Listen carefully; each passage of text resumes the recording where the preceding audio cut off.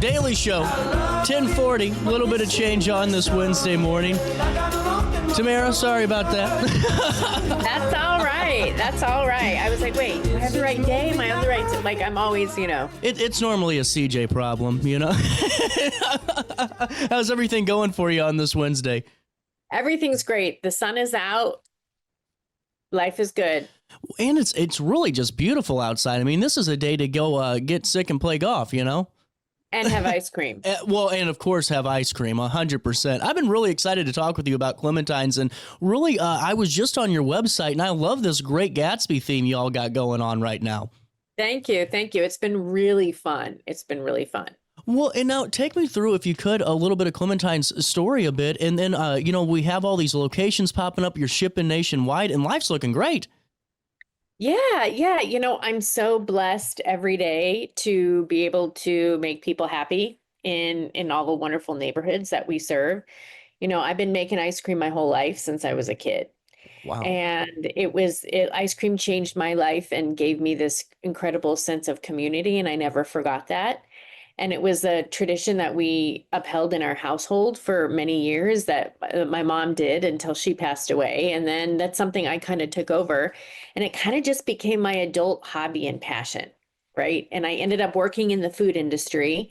And after 20 years of that, I kind of said, I don't want to do that anymore. Kind of want to take my life back into my own hands and go do something on my own. And that thing was to make ice cream for my neighborhood.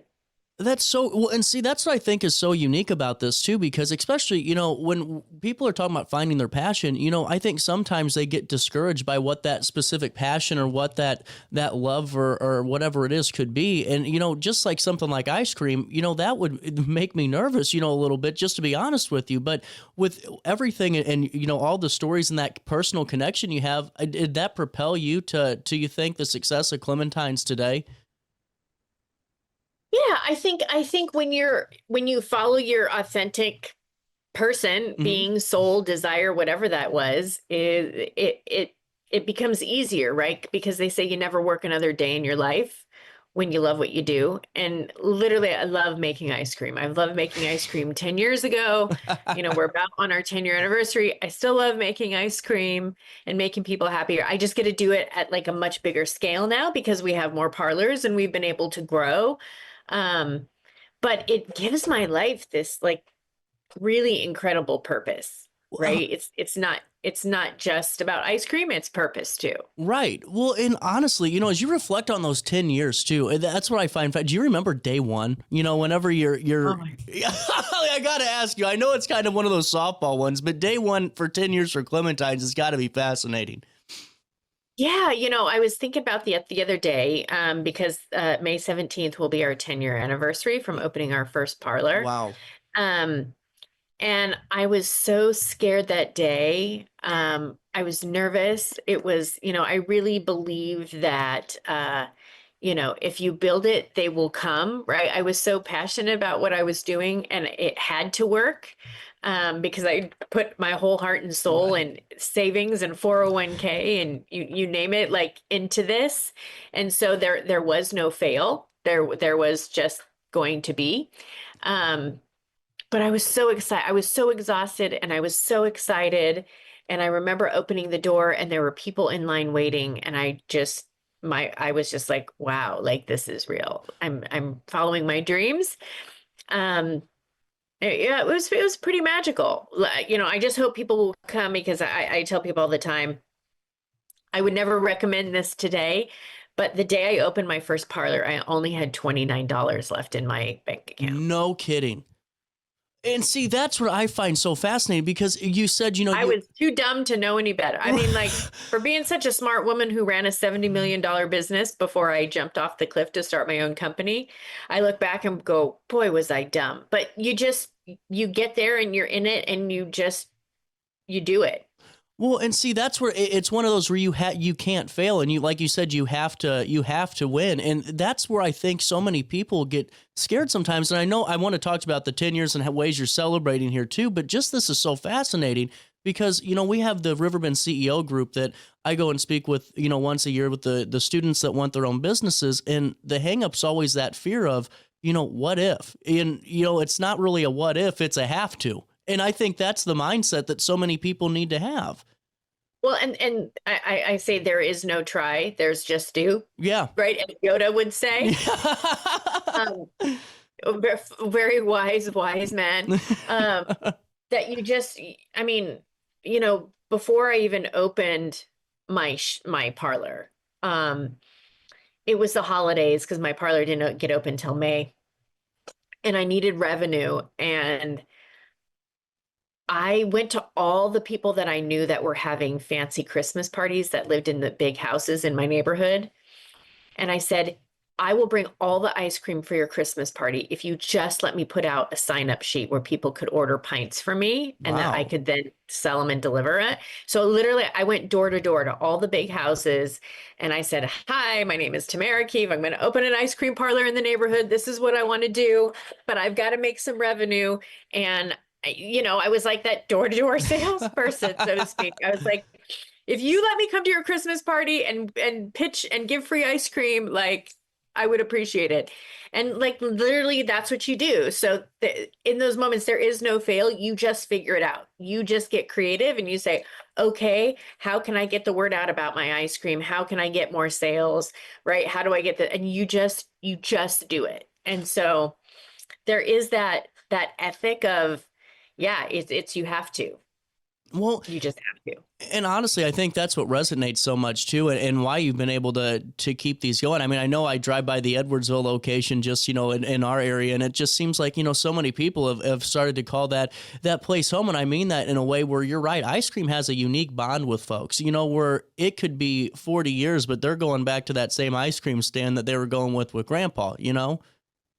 Yeah, and I think, ice cream is the most emotional food product that there is. For sure. You know how many times I have ugly cried with a bowl of I'll be honest, it's all good.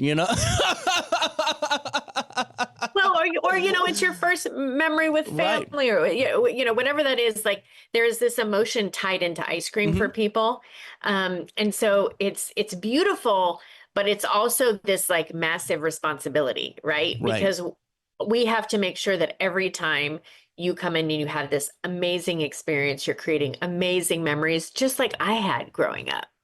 Well, and see, I think that's what's so special about the spot too, and all the parlors, because you really do get that sense when you walk in that you are trying to make it feel like it's a unique thing because it's a public venue. But when you go in, you personalize it so much, with that kind of atmosphere that you feel like it's kind of just made for you. Yep, absolutely. Absolutely. We definitely part of the communities that we serve, right? We're definitely a local business. Well, and when you were first starting, what was your kind of goal when it came to that community connection and when it came to collaboration? Was that even on the focus yet? Was it just, when you're starting out, hey, let's just get this going and then let's connect, or was that always on the forefront of your mind? Yeah, I think we've always been like super collaborative. Hmm. And it was a way to get our name out, in groups and circles of people that I didn't have any recognition in. So collaboration was really key for me to get my ice cream in front of a lot of people. And then we just found that it was just a great way to do business, right? We love our collaborations. We love getting out there in the community. I think it makes the difference between we're not just an ice cream shop, we're really your neighborhood parlor, Yeah. right? And so we really connect with our guests and our our team. We call it the Clementine. It just makes it such a difference. Right. Well, and as you're celebrating 10 years, what are you guys kind of reflecting on it and looking to do to kind of mark the occasion? Because this is a big deal. Yeah, no, we're excited. I mean, we have all kind of events happening. We're launching a vinyl record. We all these local bands. We had them write songs about ice cream, and so we're like the first ice cream company to like do a record. So that's really cool. We're launching the record. We're gonna have specials and promotions, all throughout the day and the week, and just so many different activities every day. It feels like for the month. Well, and how can the public and community kind of celebrate with you? I saw the birthday cake flavor that was out on your Facebook. Yeah, I'm super excited. It's so delicious too. Oh my gosh. Self-admittedly, I wasn't always a fan of like birthday cake flavored ice creams because I don't think people have ever done them well. And so I really challenged That's my team. so Like, true. Not to cut you off, but I get so angry whenever it's a birthday cake flavor. It's like, why am I doing this to myself? You know? I know. And so I told the team, I said, if we're going to do this, we're going to do it right. And we're going to make an amazing birthday cake flavor ice cream. And the team did it. They have knocked it out of the park. It is so delicious. It's really good. Um, but if you follow us on our social medias, Facebook, Instagram, TikTok, go to our website. Um, it's, you know, it's easy to connect with us in so many Oh, different yeah. ways. And come to the parlors. Come try all the new flavors. Come try that birthday cake flavor. It's really, really delicious. Well, I have a couple of more questions for you, Tamara, and this is one I know you've been asked like hundreds of times, and I just have to get this out for me personally. So, the classical music, was that something with the cows? I got to ask you, like, how did that come to be? Was that something that the farm does that you guys just kind of thought, what a great idea, and this is who we want to partner with? Or just take me through that kind of aspect of this alone, because I love it. Yeah, no. So it's actually a great story. So I really wanted to get to know who some of our dairy farmers were because we work with a local co-op in Illinois. Okay. Um, and I wanted to go spend a weekend at one of the dairy farms and I wanted to get put to work and I wanted to see what it was like. They say, oh, they're grass, pasture raised and grass fed. And I wanted to find out, like, is it really? Or are you just telling me that to Right. make me feel better, right? And charge me a premium. So, so I coordinated it and I went out to one of our dairy farmers that we use, and I stayed the whole weekend. And I went to work, and I'm so glad to be on this side because being a dairy farmer is hard Mm-mm. work. I wouldn't I'm not last. I interested. wouldn't last. No, I barely lasted for 4 days. And I'm not afraid to like get my hands dirty. But getting up at 4 o'clock in the morning and busting your ass all day. So sorry. Can I No, say that? you're fine. Yeah, no, Okay, I'll pass on. I'll pass on that too, though. I mean, that's why I host a talk show. That's right. And so when I was first getting there and they were walking me around the farm, I said, "Oh, what's in this barn?" And they're like, "Oh, well, that's where all of our baby cows are kept." And I was like, "What do you mean?" And I said, "Can I see?" And so they took me in there, and literally they have classical music playing throughout this whole farm, and they are bottle feeding all these baby cows. That is amazing. It's like a nursery, a for real nursery. For real nursery. And I was like, "Well, why do you do that?" And they're like, "Well, because the first, year of a cow's life is super." It was no different than those early years of children and infants and toddlers of, how you don't want them to be stressed because they produce better milk and their bodies form better and all. And I was so impressed. I was like, okay, this is like the real deal. And I do believe we have the best ice cream in the country because of how and where we source all of our milk and cream from these really small family dairy farmers who treat their they are all pasture raised and grass fed Right. and not fed soy, any of that stuff. And they do roam, like literally, like I would take the cows out in the morning and you have to bring them back in at the end of the day. And you gotta I mean, they're really happy cows. and you taste the difference, right? Well, and Big industrial dairies that don't where their cows are raised in a pen and never exercise and never get out and never feed on grass. Like it's a different product. 100%, and it makes so much sense that you say that on the quality difference, no matter what part of the animal you're utilizing, and it's great that for this. It's taken care of from start to finish that really matches exactly what you guys have always been about. And before I let you go, I wanted to ask you about some of the specialty flavors right now and then some of the other stuff on the website. But, the last big question for you is, you have had national news recognition and you've been featured on a few different platforms. What's it mean for you? Is that kind of just almost like a spark, a fuse lighter, if you would, to kind of propel you for a little bit? Because it seems like regardless of if you had 1 million people watching you on the air on, CBS, or if you had nobody, watching you on YouTube videos, it seems like it wouldn't change for you. No, I mean, anytime we get press and national press, it's great for our business because it's great for the city, right? It's great for our area that we're getting national Right. recognition for doing something good and Right. positive in the world. And that's really, really important. But it helps business too, because people will hear about us.